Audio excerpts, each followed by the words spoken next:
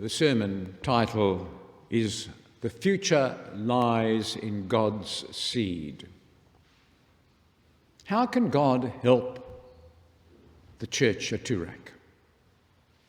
We are smaller than we used to be. There are signs of decline. Can God help us? What can we do? In one sense, we know the answer to decline, don't we? We just need young families because they have the seed of the future in them, their children.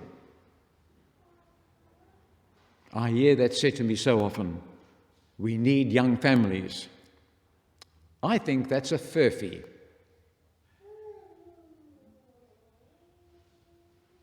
I say that because in the 50s and 60s, we had so many young people in our churches in the Western world. Where are they now? A few who caught the vision of Christ stayed and are old with grey hair like me. What happened? I will give you two broad reasons that point to the cause of the church's decline. In the first place, we had so many young people that the church spent more time managing them than developing their spirituality.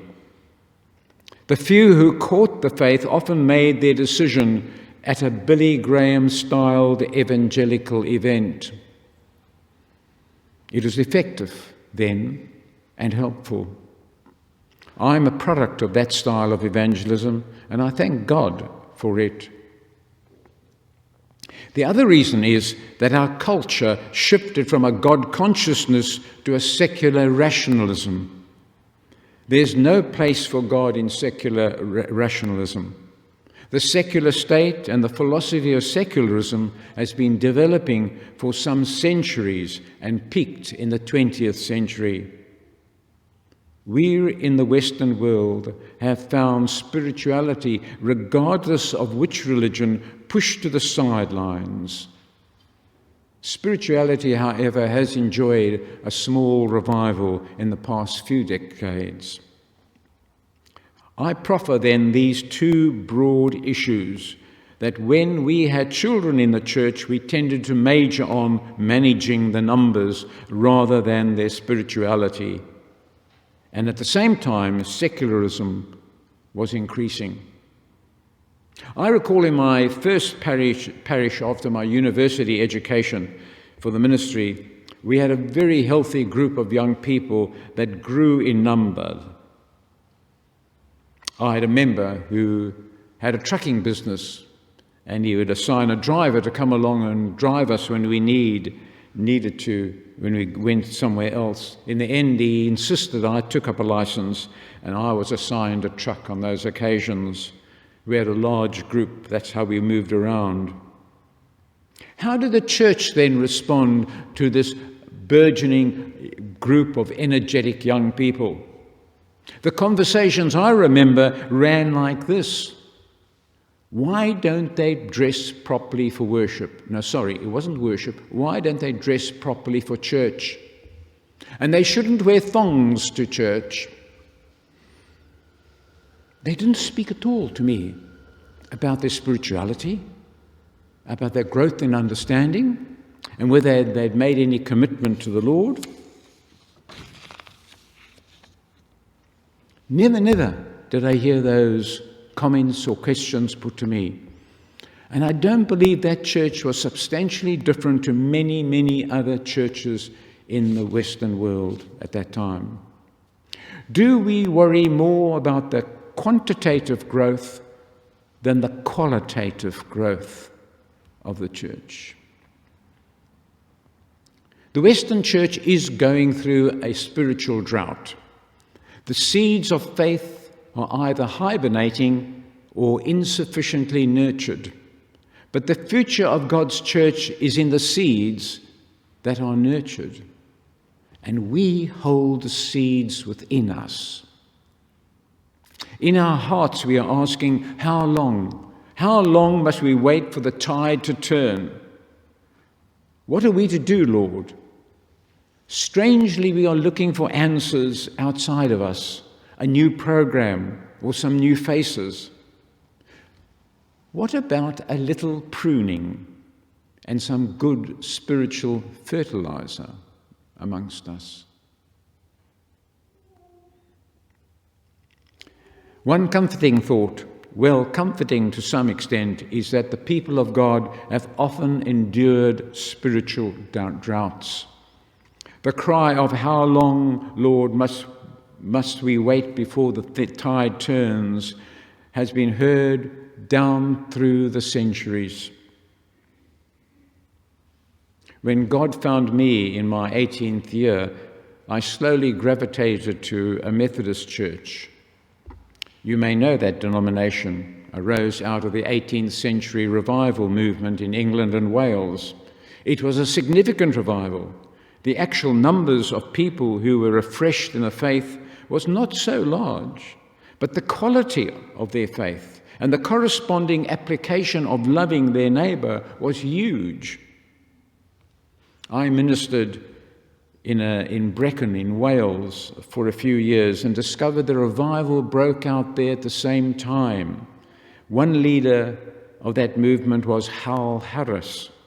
He conducted a ministry almost identical in the events to John Wesley's. Yet I found no evidence that he had ever colluded or knew John Wesley. That spiritual awakening of the 1700s was preceded by a spiritual drought for many decades, and that was followed by a period of prayerfulness and devotion, which finally burgeoned into that revival movement of much energy and social reform. How long, Lord, is the cry that is found scattered through the Old Testament, and of course in our chapter 6 of Isaiah that we read this morning. Let's see what we can learn from Isaiah 6. Isaiah's vision in the temple took place after the death of King Uzziah in 739 BC or BCE. Uzziah had reigned for 52 years, a stable reign.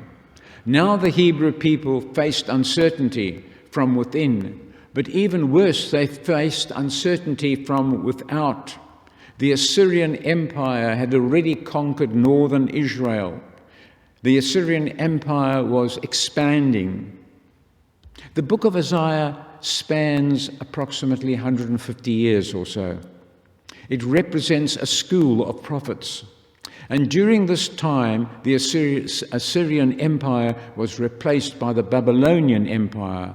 And in 587, some about 140 years later, Jerusalem was razed to the ground, the walls of Jerusalem destroyed, and the majority of people taken into exile. Their faith was shattered. Their hope was devastated. It was the prophetic voices of a few that helped nurture the faith in their communities. This little history lesson tells us something very important. Where the church is today, the church has been before. Where the church is today, the church has been before. Therefore, what we learn from history is that faithfulness and prayerfulness nurture the seed of God. Isaiah's vision is quite illuminating, so I just want to expand on it a little. The vision of God filling the temple tells us that God is awesome. God's presence fills the whole space. It's all powerful. The awesomeness, secondly, of the holiness of God confronts the flawed humanity of Isaiah. He confesses his poverty. One of God's majestic angels brings God's forgiveness to Isaiah. And this means that forgiveness and restoration come from God, not ourselves. And secondly, the reference to the prophet's lips point to the ministry of the spoken word. It is applicable to the prophetic ministry. The next thing we learn is that God looks to humanity for a messenger instead of appointing one of God's majestic angels. "Whom shall I send? Who will go for us?" says God. God didn't create humans as playthings. God created humanity and gave them an awesome task to care for the world and one another. Isaiah now offers himself to that call. "Here am I, send me." The call of the prophet is different to the call of Moses and Jeremiah. Those two were telling God, I can't do that at all. But the prophet here volunteers. He offers himself. He takes up the responsibility which he realizes he has. Like Amos, Isaiah offers his service. Isaiah has experienced the majesty of God and the gracious love, agape, of God. Then God makes clear to Isaiah what his mission is going to be about. Our speaking and showing God's word results in people listening but not understanding. They listen so much they become dulled into the sound. The prophet brings a gracious word of judgment, which at best is ignored and at worst the prophet is persecuted. Look at the prophetic voices in our own society today. Similar things happen to them. The prophetic voice often falls on deaf ears, and that is a judgment on humanity. Isaiah then asks, how long will this go on for? How long do we have to endure being persecuted, deprived, marginalized? It's our cry too. How long, Lord, will we struggle with low numbers and the church buildings turned into apartment blocks because there are not enough worshippers? And God says, it'll be for a while, a long while.